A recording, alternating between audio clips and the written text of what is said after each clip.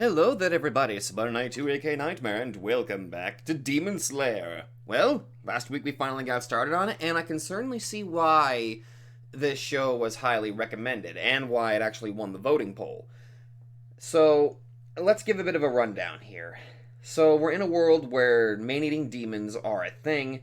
They can only multiply if they get their blood on a victim, and they can only appear out at night because the daytime seems to make them just evaporate. Fantastic. Okay, so we got ourselves a setup. So the daytime would probably be the safest time for them to fight demons, unless there's a demon that somehow is able to walk in the daylight. I don't know, cover them in friggin' sunscreen or something. But, I mean, as long as they have cover against the sunlight, they can actually wander around in the day. Or, as it showed in pretty much the end of the first episode, I believe, it actually showed that if the day is extremely cloudy, then they're able to freely walk around. So, we got ourselves established. We know how the demons work to an extent, and we got to meet our main characters, Tanjiro and Nezuko, brother and sister, and the sister got turned into a demon. So, I'm very curious to kind of see how this goes. Oh, and one more thing that was kind of brought up. I misunderstood what was going on here. Saburo is not the grandfather. Thank you very much, comments, for kind of pointing that out. I kind of goofed on that. More importantly, I've been thoroughly looking forward to recording more of this, so I'm going to throw myself right in here.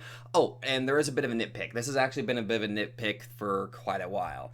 Now, sometimes, because whenever I do stuff, I tend to pause what I'm doing so that way I don't talk over the scene. I'm going to try to fix that up a little bit because I should have realized this quite a while back, but there are some scenes that do not need to be, paused on. So what I'm going to try to do is if there is a scene, I think if there is a scene that looks like it needs to be played out in its entirety, I will try to keep my thoughts to myself, and after the scene is over, I will go back over it and try to reanalyze everything that goes on while giving my thoughts on it. I will try. It's going to be kind of a hard habit for me to for me to kick, but I'm going to try. Anyway, let's actually get into episode 3, shall we? Wow, I've been missing out. That shit was adorable as all hell. Okay, so where do I even begin summarizing today's episode? So we finally got to see, I guess, a secondary training montage that took 2 fucking years. And we got introduced to 2 more characters, Sabito and Makomo, which were proteges of Urokodaki. I'm trying my best to get all these names memorized right now. Urokodaki. And we also glimmered with the fact that Urokodaki has taken in multiple children and trained them. So that kind of also gives me a little bit more into what this guy is like, or what his past must have been like. And I'm still kind of sticking to my theory that he might actually be possibly one of the high tier, or possibly the strongest of the Demon Slayers, if I had to take a guess. On top of that, we got to have a bit of a 2-year time skip of sorts. And I think despite the whole thing feeling slightly rushed in his progression, it kind of makes sense. He didn't get this strong within like a month or 2 months or even half a year. It took him 2 years to get to the point where he could chop a fucking boulder in half with his sword.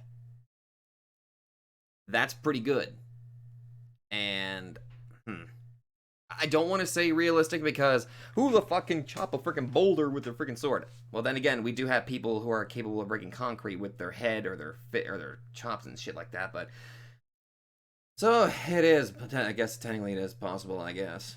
Actually, fuck it. I'm half tempted to kind of look up videos, see if anybody can actually chop a boulder with a freaking sword, which I doubt it. But this is anime, so it's possible in anime world. Not possible in the real world unless you have like a laser or something like that. But I think they made this training montage last time skip actually work. But Nezuko has been sleeping for 2 fucking years. And I'm guessing she's still gonna be sleeping by the next episode. I don't freaking know. But we also got to see some of the exercises that they were teaching Tanjiro, the total concentration breathing technique, as well as seeing how exactly it worked. Besides making your veins bulge out like nobody's business, that was actually pretty fucking cool. As well as some of the choreography between the battle between Sabito and Tanjiro. That was actually pretty darn cool. I tried not to pause as often during the motions and all of that, but I gotta say, the choreography of the fight was actually pretty darn good and very fast paced. The animation technique was actually quite smooth as well, which, gotta give it to, the people that animated this, it was pretty damn good. It's no wonder if they were done by the same people that did, Fate Zero, their animation style is fantastic. But anyway, this is actually a pretty good sort of time skip, so I am looking forward to seeing the fruits of his labors actually shine on in future episodes. At least now he's kind of material now as a demon slayer. So I'm looking forward to seeing how the next episode, adds on to this. So I'm going to go ahead and jump in, and I will see you guys there. Hooray for long-haired Tanjiro! It's probably not going to last very long, because whenever I see an art style that I like, or character design that I like, it's gone. It always happens. But anyway, hello there everybody, and now we are on episode 4 of Demon Slayer. Last episode, we had ourselves a bit of a 2-year training montage, met 2 new characters, Sabito and Makomo, or Mukomo, god dang it.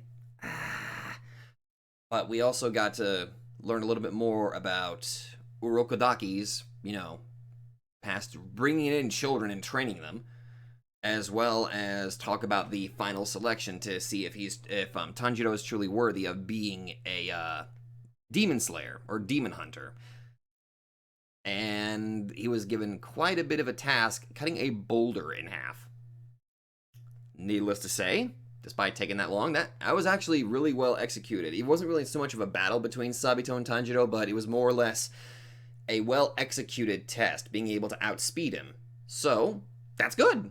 Although part of me wants to believe that Sabito was holding back. I hope we get to see more of those two, though I'm not entirely sure. But anyway, he's finally passed, so now it's time for, I'm guessing, the final selection. I believe that's what Urokodaki called it. So I'm kind of curious to see how that's going to be. But anyway, let's go and throw ourselves in. Alright, so with this episode, we not only got information about Sabito and Mukomo, but apparently they were killed by the very demon that appeared in the final selection. And this one's been living for almost 47 years. Holy shit. That demon's lasted a long while. And it's no wonder it looks so malformed, considering how many freaking people that it's devoured. Also, we learned a little bit more about how the final selection works. The wisteria flowers drive off demons. However, in the area where they're testing, where they have to survive 7 days, is where there are no wisteria flowers, meaning they have to, fight a bit. So we got to see a morphed demon. We got to see a coward of a demon slayer run off to not even attempt to help Tanjiro, which, to be fair, Tanjiro was able to handle that demon quite well. Unfortunately, we also learned how many of Urokodaki's pupils had died. And the mask that Urokodaki had painstakingly made for him, broken. Shit. And that's how he was able to tell which ones were Urokodaki's disciples. Well, I mean, the demon's head's been chopped off, so now he should be dead, preferably, but I won't be able to find that out until I jump into the next episode. Oh boy.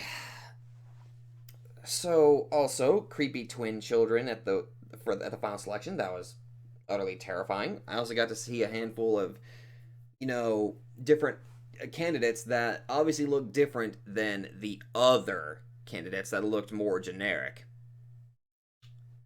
So that definitely has me very curious to kind of see how they play a role in this story. Obvious blonde character that had a pure yellow color scheme. I think I saw him in the opening theme. I don't know. I think that was him. But I do believe we're going to probably be seeing more of him in the future, I imagine. And I imagine that's who they were talking about in this little episode, like funny little bit at the end there. What they say his name was? Zenitsu or something? But yeah.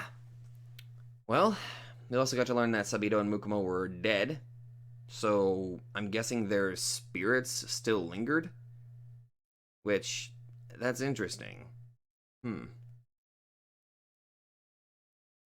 I wonder how.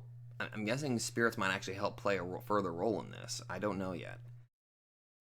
Oh well, I'm kind of looking forward to kind of seeing how this goes off, but I'm gonna have to wait a week before I get back in that. So anyway, if you all like this, be sure to let me know. That was a very satisfying, clean-cut ending, and even got to see, Tanjiro's fighting style pull through and seeing his, like, I guess water formation attacks that seemed to be fantastically drawn.